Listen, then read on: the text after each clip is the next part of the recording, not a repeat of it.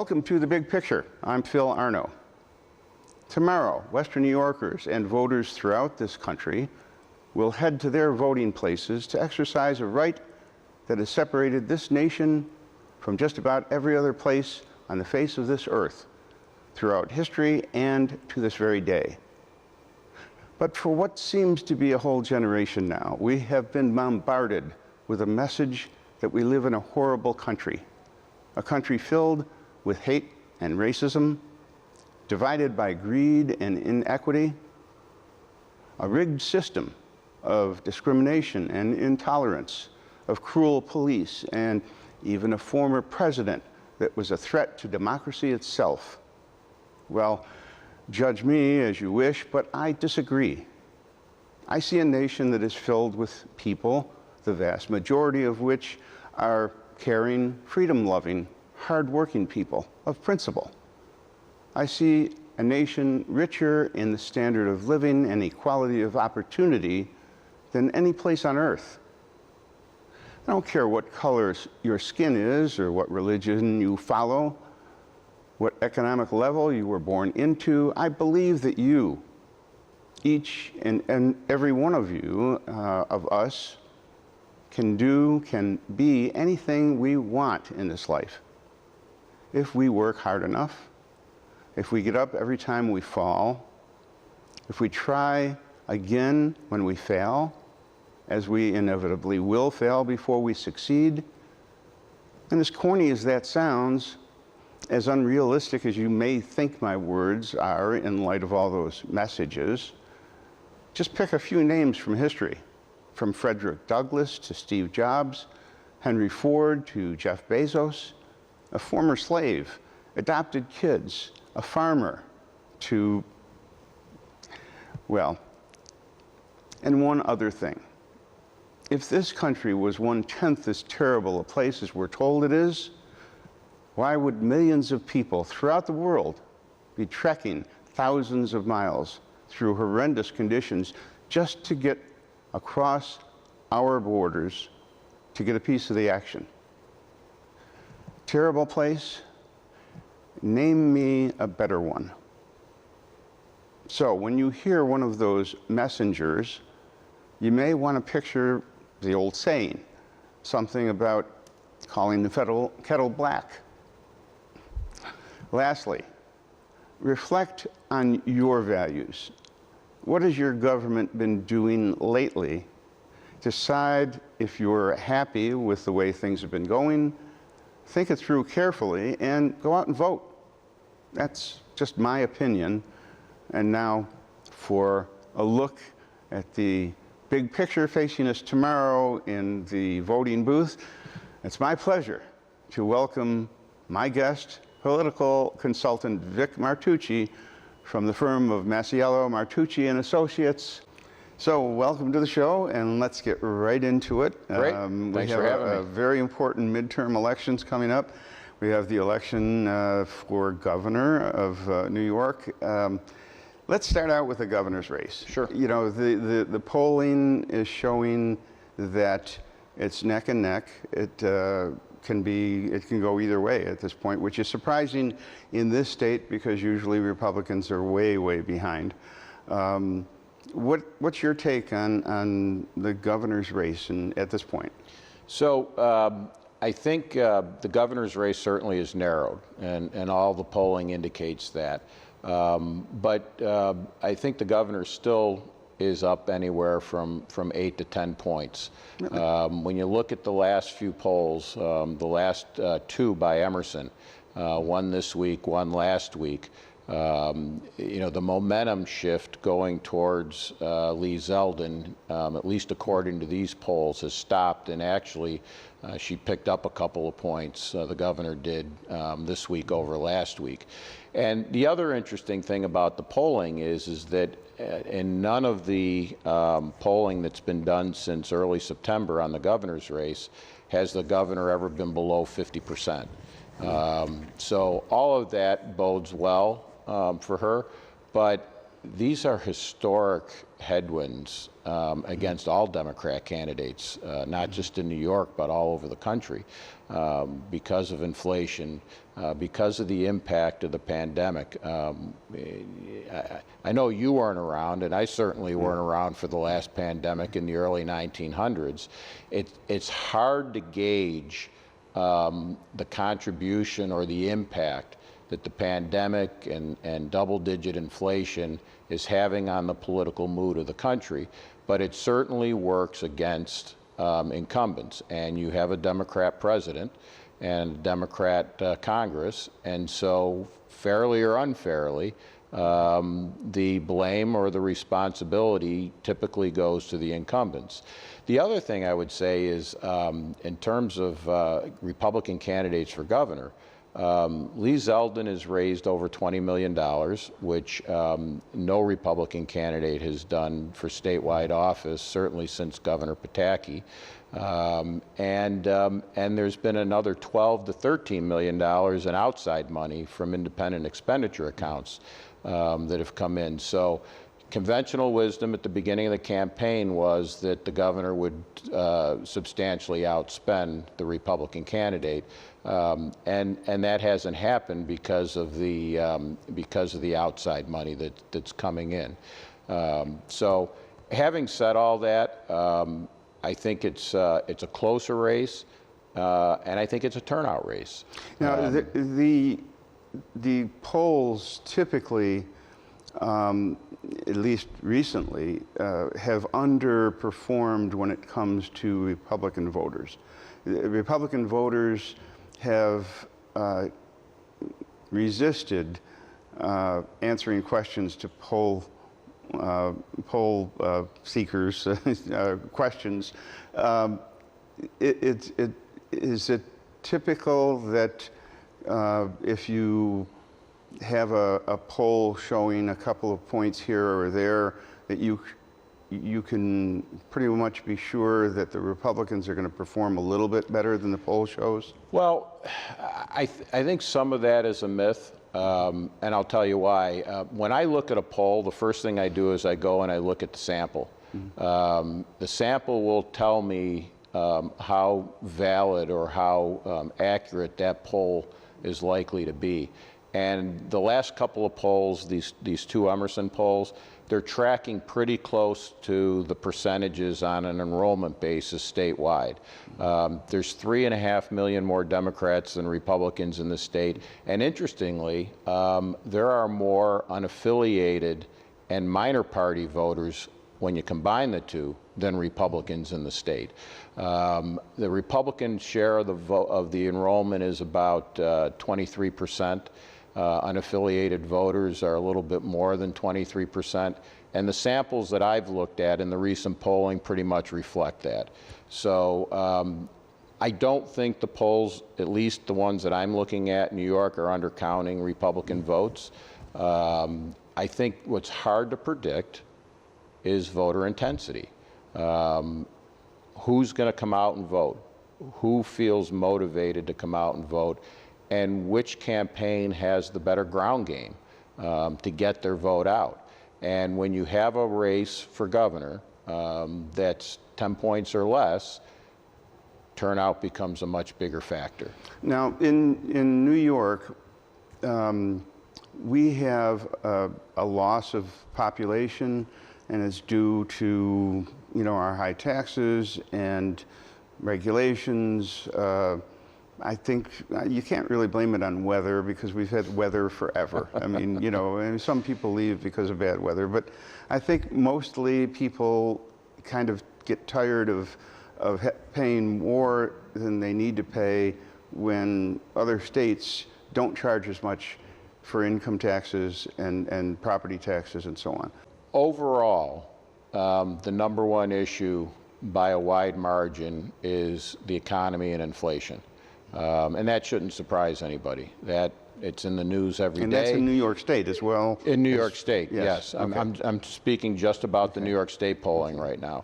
Overwhelmingly, inflation in the economy is the number one issue, and that impacts people's lives every day. Now, that being said, if that's something that is motivating people to come out and vote, who does that favor? Well, I don't know that that's what's motivating them to come out and vote. That's a different question. Okay. But it is the #1 issue by far. Second is, interestingly, is concern about our democracy, the future of our democracy. Now, the polling that I've looked at, the problem with that question is it doesn't define what that means. That issue of concern about democracy means different things to different people depending on your ideology, right? Democrats will relate it to the January 6th attack on the Capitol. Republicans will relate that to what they view as a growing, more intrusive government that is becoming less tolerant of dissent. So that question means different things to different people. But on the micro level, when you run a campaign, the objective of the campaign is to get to 50% +1. And that involves bringing different coalitions of voters together. And smaller coalitions of voters are motivated by different issues. And we're at the point in the campaign right now where we're no longer influencing voters. Voters have pretty much made up their minds. The campaign now is about turnout. And so you'll see different messages aimed at different groups of people to try and motivate them to come out and vote. And traditionally, Democrats have a better ground game when it comes to getting people out to vote. Is that correct? I think it's cyclical. You know, and it's a race on technology, really. You know, I look back at previous presidential races, and President Bush, Governor Bush at the time in 2000, had a superior ground game to Vice President Gore. Then Senator Obama, who became President Obama, introduced a whole different level of technology in targeting and getting their vote out. I know people that are very well respected that thought that Mitt Romney was going to win that election in 2012, and he didn't because he did not have the ground game that President Obama had. I said it in 2016 when I was asked who I thought was going to win that presidential election. And I said at the time that I thought Hillary Clinton would win because I know she has a ground game. I don't know if Donald Trump has a ground game. But all the polling and all those key swing states was trending towards Donald Trump. The question was, could he get his vote out? And he did. So I don't think it's a Democrat-Republican thing. It depends on who's running those organizations at the time, how sophisticated are they, and some of it's organic. It's how motivated your base is based on the prevalent issues of the time. Now, you know, I went through this in California. You know, California is a Democrat stronghold for the longest time, but most of California geographically is very conservative. You have Los Angeles, you have San Francisco, you have Sacramento. Those three areas are very, very liberal, okay? And they outweigh most of the other parts of the state. Right. They just basically dominate, you know, population-wise. Right. So that's why, you know, if you're a Republican in California, you might as well go take a break. Right. In this state, I correct me if I'm wrong, but most of the state outside of the 5 boroughs in New York City area, most of the state tends to be a little bit on the conservative side, with the exception of some of the core big city areas. I mean, Buffalo, the center area in the Buffalo area, maybe Rochester. But a good portion of the state is conservative. We're outweighed by New York City. What motivates the people in New York City to tend to the left? What makes them more liberal? It seems to be an urban trend. Urban centers, by their demographic makeup, tend to be more liberal. You have more young people living in urban centers. You have it's the home to culture and the arts and all of the things in society that more liberal people gravitate towards. And their issues are different. City living, urban living is much different than living in the suburbs and living in rural areas. So your employment in some cases dictates how you view things politically. We've had this conversation before about the big cities. It's the reason why the left wants to abolish the Electoral College and the right doesn't, because if you concentrate the vote on just the big urban centers, you would never elect a Republican or conservative president. My own personal opinion is that that's the genius of the Electoral College. It prevents the tyranny of the majority. And it makes sure that the other elements of our society, and we're a diverse society, rural, suburban, urban, that those other areas of society don't get trampled on, that their needs, their rights, their concerns have value.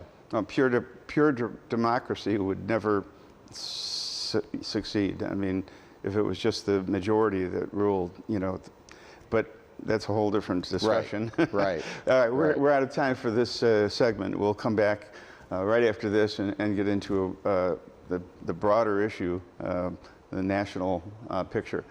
Stay tuned.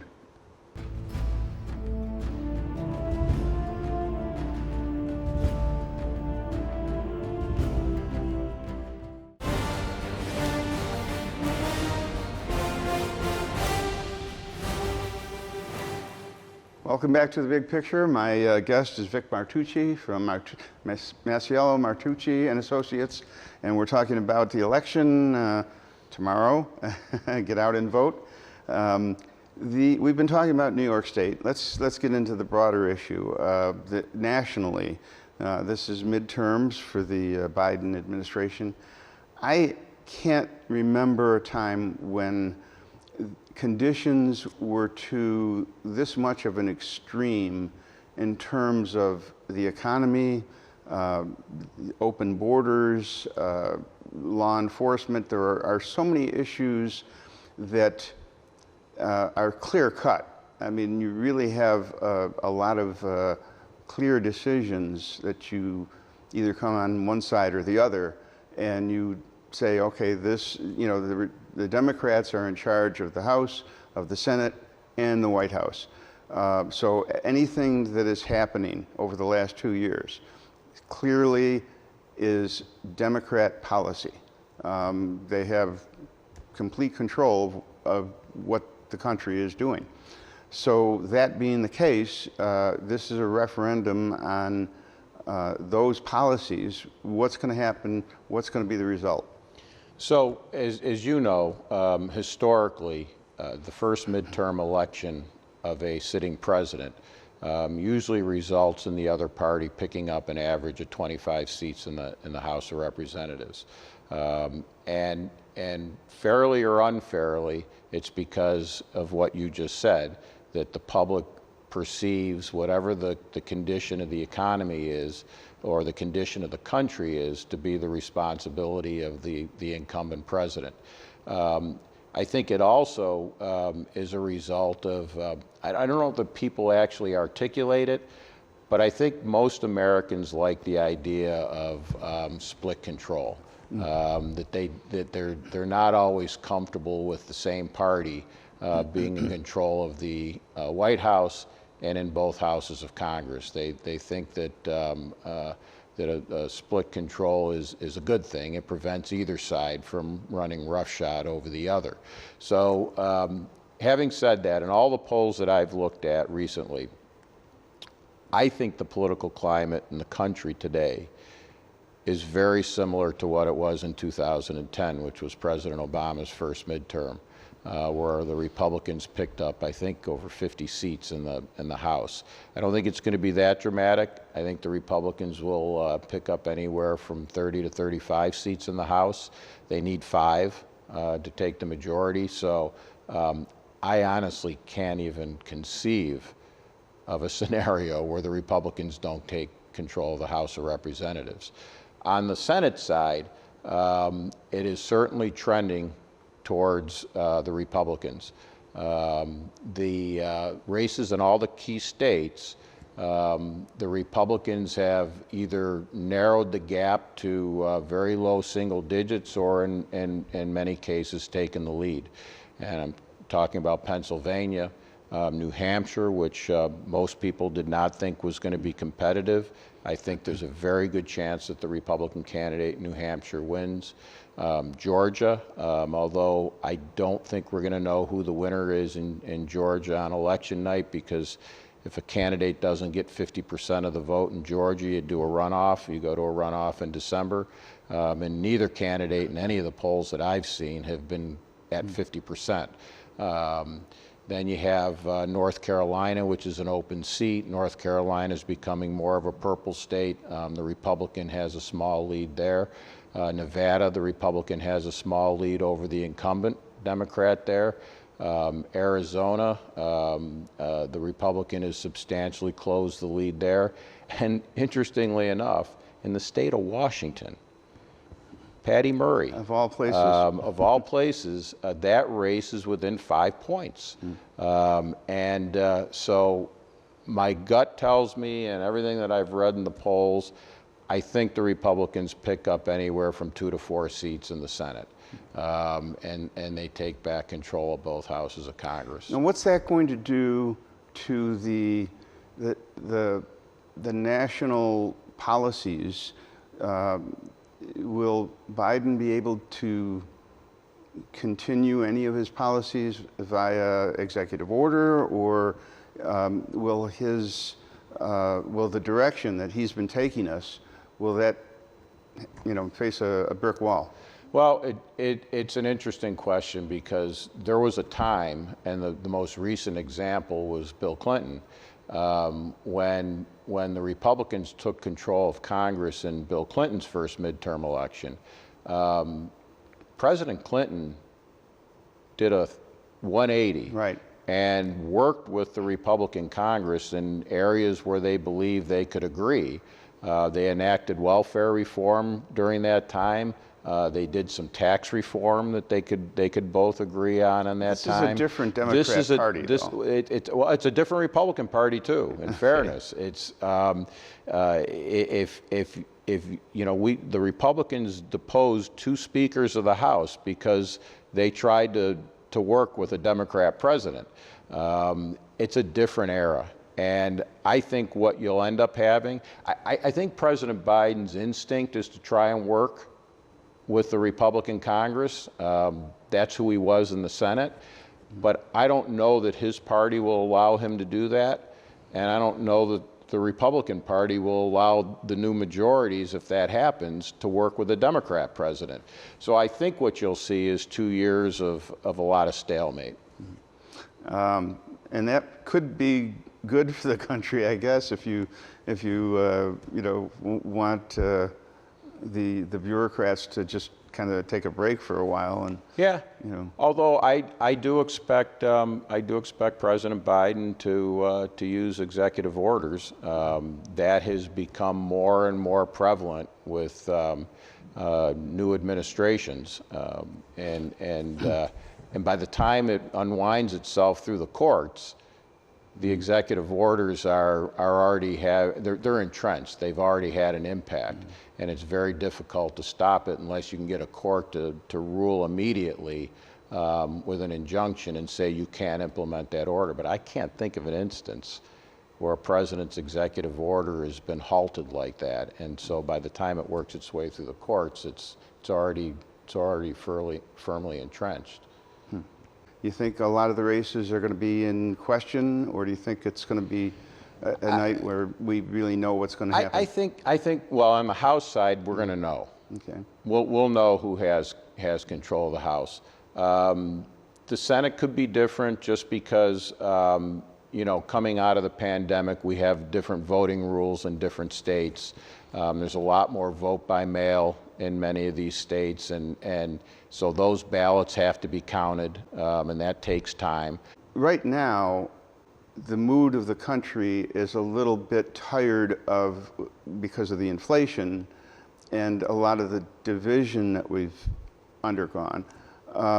There's a dissatisfaction, and as you just mentioned, that's going to be like a referendum swinging a little bit towards the Republicans in terms of the House and Senate. Is that got consequences going forward to 2024, do you think? Very briefly, because we're almost out of time. I think it does. I mean, our politics are such today that the fringes in both parties are determining who the candidates are for national office, and yet most of the country is somewhere in the middle. I think the United States is still a moderate to conservative country, and so people flip-flop because they don't have moderate to conservative national a president. They typically govern from either the extreme right or the extreme left. And so people get frustrated with that, and that's why you have the volatility in the electorate. And as long as the system continues to work that way, I don't see it changing. No. Well, it's interesting. It's worked that way for a couple hundred years, and so far so good. Yeah, I agree with that. Anyway. Okay, I think that's it for this big picture. We'll see tomorrow what the future of the next couple of years will be like. Get out and vote. That is not just your right, but it's kind of a responsibility as well. You know, we live in the best country around, but that carries a little bit of a responsibility with it. And you know, it's up to the voters to keep it the best country. You know, the phrase, you know, freedom is just one generation guaranteed. You know, it can be a problem if we don't get out and preserve our right. So get out and vote. Thanks for watching The Big Picture. Thanks for watching WBBZ. We really appreciate it, and we'll see you next time on The Big Picture.